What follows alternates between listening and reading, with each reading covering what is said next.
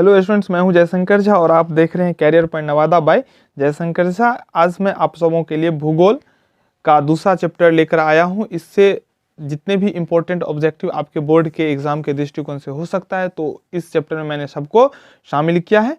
मैं आशा करता हूं आपने हमारा पिछला वीडियो देखा है।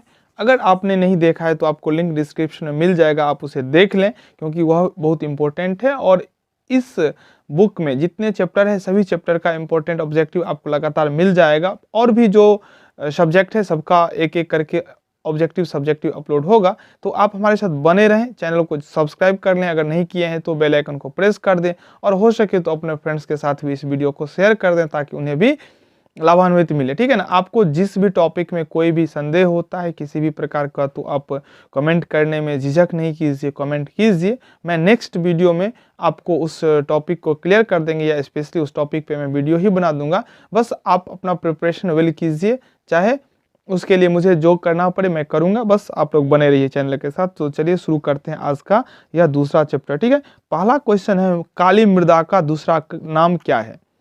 काली मृदा का दूसरा नाम क्या है? तो इसका सही उत्तर हो जाएगा रेगूर।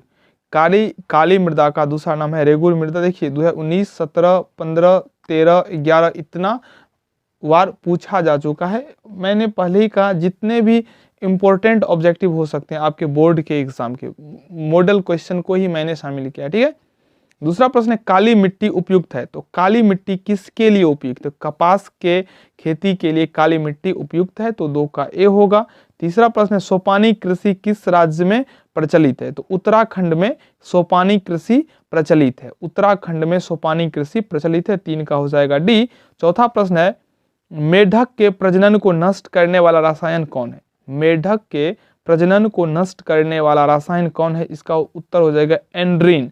एंड्रीन रसायन जो है वो मेढक के प्रजनन को नष्ट करने वाला है। ठीक है।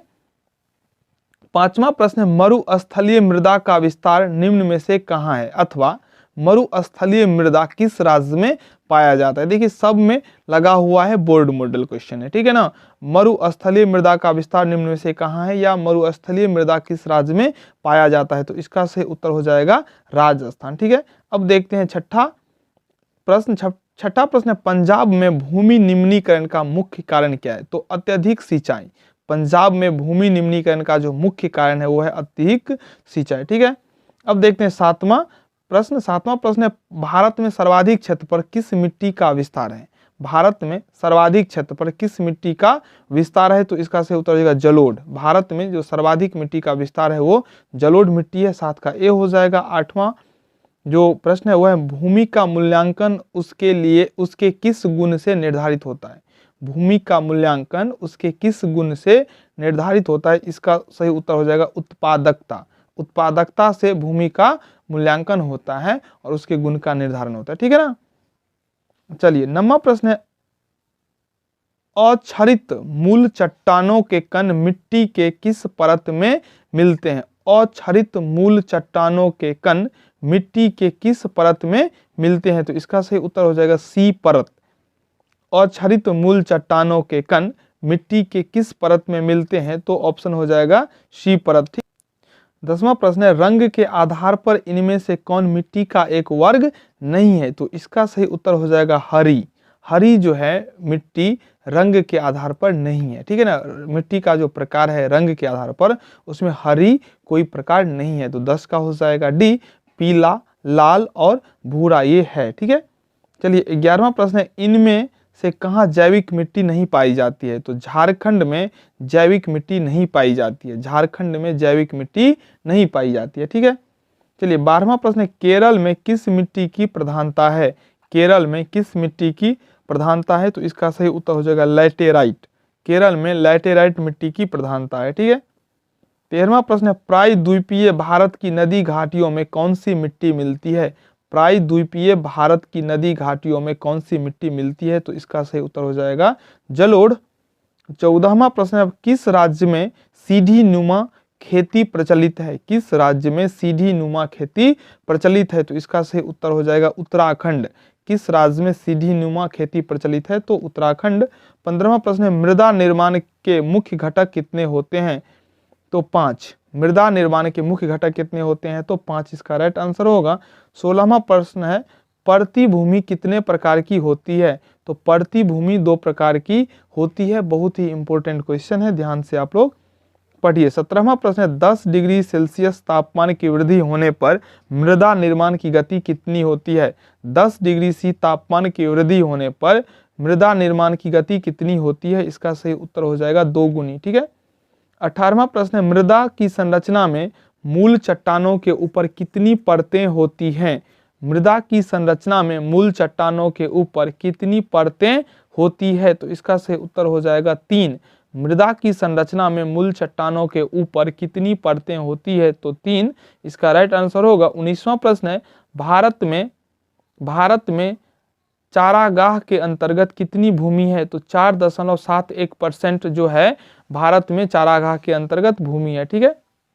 20वां प्रश्न है भारतीय कृषि का राष्ट्रीय उत्पाद में कितना योगदान है? भारतीय कृषि का राष्ट्रीय उत्पाद में कितना योगदान है? तो 22% इसका सही उत्तर होगा। भारतीय कृषि का राष्ट्रीय उत्पाद में कितना योगदान है? 22%। चलिए देखते हैं 21वां प्रश्न। 21वां प्रश्न भारत में पहाड़ों से भरी भूमि का प्रतिशत क्या है? भारत में पहाड़ों से भरी भूमि का प्रतिशत क्या है? तो इसका सही उत्तर हो जाएगा 30%। भारत में पहाड़ों से भरी भूमि का प्रतिशत क्या है? 30%।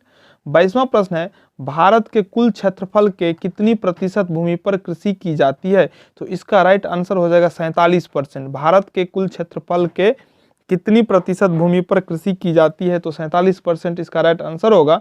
23वां प्रश्न है भारत के लगभग कितने लाख हेक्टेयर भूमि पर वन क्षेत्र है? तो इसका सही उत्तर हो जाएगा 677। ठीक है ना, 677 लाख हेक्टेयर भूमि पर वन क्षेत्र है। 24वां प्रश्न है पंजाब और हरियाणा की कितनी प्रतिशत भूमि पर फसलें उगाई जाती है? पंजाब और हरियाणा की कितनी प्रतिशत भूमि पर फसलें उगाई जाती है? तो इसका सही उत्तर हो जाएगा 80%। ठीक है। 25वां प्रश्न है भारत में बंजर भूमि का कितना प्रतिशत भाग कृषि योग्य है? भारत में बंजर भूमि का कितना प्रतिशत भाग कृषि योग्य है? तो इसका सही उत्तर हो जाएगा 6%। भारत में बंजर भूमि का कितना प्रतिशत भाग कृषि योग्य है? तो 6%। 26वां प्रश्न है भारत की कितनी भूमि पर कृषि की जाती है? तो इसका सही उत्तर हो जाएगा 48.83%। भारत में 48.83% भूमि पर कृषि की जाती है। 27वां प्रश्न है मृदा संरक्षण के लिए भारत सरकार ने किस वर्ष केंद्रीय संरक्षण बोर्ड का गठन किया था? मृदा संरक्षण के लिए भारत सरकार ने किस वर्ष केंद्रीय संरक्षण बोर्ड का गठन किया था? तो इसका सही उत्तर हो जाएगा 1953। मृदा संरक्षण के लिए भारत सरकार ने किस वर्ष केंद्रीय संरक्षण बोर्ड का गठन किया था? तो इसका सही उत्तर हो जाएगा 1953। ठीक है।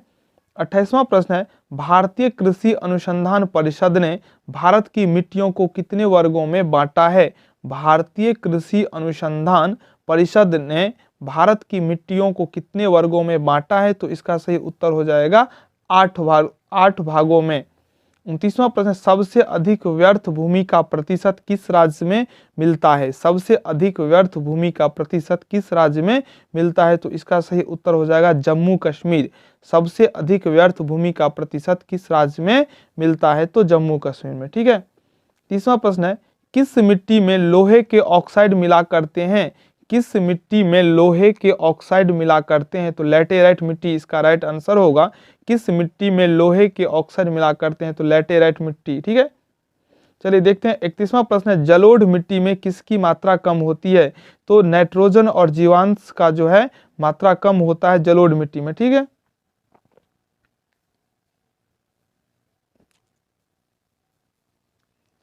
बत्तीसवां प्रश्न है इनमें काली मिट्टी का क्षेत्र कौन है? इनमें काली मिट्टी का क्षेत्र कौन है? तो इसका सही उत्तर हो जाएगा महाराष्ट्र। काली मिट्टी का क्षेत्र कौन है? तो महाराष्ट्र इसका सही उत्तर हो जाएगा। चलिए देखते हैं 33वां प्रश्न। 33वां प्रश्न है बांगर मिट्टी किसे कहा जाता है? बांगर मिट्टी किसे कहा जाता है? इसका सही उत्तर हो जाएगा पुरानी जलोढ़। बीबीए क्वेश्चन है, पुरानी जलोढ़ मिट्टी को बांगर कहा जाता है। ठीक है। 34वां प्रश्न अखरोट मिट्टी किसे कहा जाता है? अखरोटी मिट्टी किसे कहा जाता है? तो भूरी मिट्टी को अखरोटी मिट्टी कहा जाता है। ठीक है ना। चलिए 35वां प्रश्न नेशनल रिमोट सोमिंग एजेंसी का मुख्यालय किस शहर में अवस्थित है? नेशनल रिमोट सोमिंग एजेंसी का मुख्यालय किस शहर में अवस्थित है? तो इसका सही उत्तर हो जाएगा हैदराबाद। नेशनल रिमोट सोमिंग एजेंसी का मुख्यालय किस शहर में अवस्थित है? तो हैदराबाद। 36वां प्रश्न है, रवेदार और रूपांतरित चट्टानों के टूटने से किस प्रकार की मिट्टी बनती है? रवेदार और रूपांतरित चट्टानों के टूटने से किस प्रकार की मिट्टी बनती है? तो लाल मिट्टी। तो लाल मिट्टी कैसी बनती है? अगर यही क्वेश्चन आपसे पूछा जाए तो आप लोग बताएंगे जो रवेदार और रूपांतरित चट्टानों के टूटने से लाल मिट्टी बनती है। ठीक है, चलिए देखते हैं 37वां प्रश्न। 37वां प्रश्न है, गुजरात में भूमि निम्नीकरण का प्रमुख कारण क्या है? गुजरात में भूमि निम्नीकरण का प्रमुख कारण क्या है? तो इसका सही उत्तर है नमक का प्रभाव। 38वां प्रश्न, अस्थाई घरागाह वाली भूमि किस भूमि वर्ग में शामिल है? अस्थाई घरागाह वाली भूमि किस भूमि वर्ग में शामिल है? तो इसका सही उत्तर हो जाएगा अन्य परती भूमि। ठीक, चलिए देखते हैं 39वां प्रश्न। 39वां प्रश्न, राजस्थान में कृषि भूमि के विस्तार होने का कारण क्या है? राजस्थान में कृषि भूमि के विस्तार होने का कारण क्या है? तो इसका सही उत्तर हो जाएगा सिंचाई सुविधा में वृद्धि। 40वां प्रश्न है, भारत के किन दो राज्यों में सबसे अधिक व्यर्थ भूमि है? तो जम्मू कश्मीर और राजस्थान में सबसे अधिक व्यर्थ भूमि है। ठीक है, 41वां प्रश्न है, भवन, कारखाना, सड़क, नहर इत्यादि में प्रयुक्त भूमि किस वर्ग में शामिल की जाती है? तो इसका सही उत्तर हो जाएगा अकृषि भूमि। अकृषि भूमि, ठीक है, अकृषि भूमि। भवन, कारखाना, सड़क, नहर इत्यादि में प्रयुक्त भूमि किस वर्ग में शामिल की जाती है? अकृषि भूमि। ठीक, चलिए 42वां प्रश्न है, वर्ल्ड वाइड फॉर नेचर के अनुसार भारत में कितनी भूमि का निम्नीकरण हुआ है? तो इसका सही उत्तर जो है 13 crore hectare. World wide fund for nature के अनुसार भारत में कितनी भूमि का निम्नीकरण हुआ है? तो 13 करोड़ हेक्टेयर इसका सही उत्तर होगा। 43वां प्रश्न है, इनमें से कौन उपाय भूमि ह्रास के संरक्षण में उपयुक्त हो सकता है? भूमि ह्रास के संरक्षण में उपयुक्त हो सकता है? तो बाढ़ नियंत्रण। इनमें कौन उपाय भूमि ह्रास के संरक्षण में उपयुक्त हो सकता है? बाढ़ नियंत्रण। ठीक है, 44वां प्रश्न है, 44वां प्रश्न है, भूमि ह्रास रोकने का क्या उपाय किया जा सकता है? तो उपजाऊ भूमि पर कल कारखाने न खड़े करना, जलमग्न भूमि का उद्धार करना और पहाड़ी भागों में सीढ़ी नुमा खेती बनाना। तो ये सभी उपाय जो है भूमि ह्रास को रोकने के लिए किया जा सकता है। तो इस प्रकार से दूसरा चैप्टर भी आज कंप्लीट हो गया। फिर कल तीसरा चैप्टर लेकर मैं आऊँगा। तब तक आप लोग पिछले वीडियो को देखते रहें, अपना तैयारी करते रहें। जो भी दिक्कत होता है हमसे शेयर कीजिए और चैनल पर बने रहिए। बहुत बहुत धन्यवाद।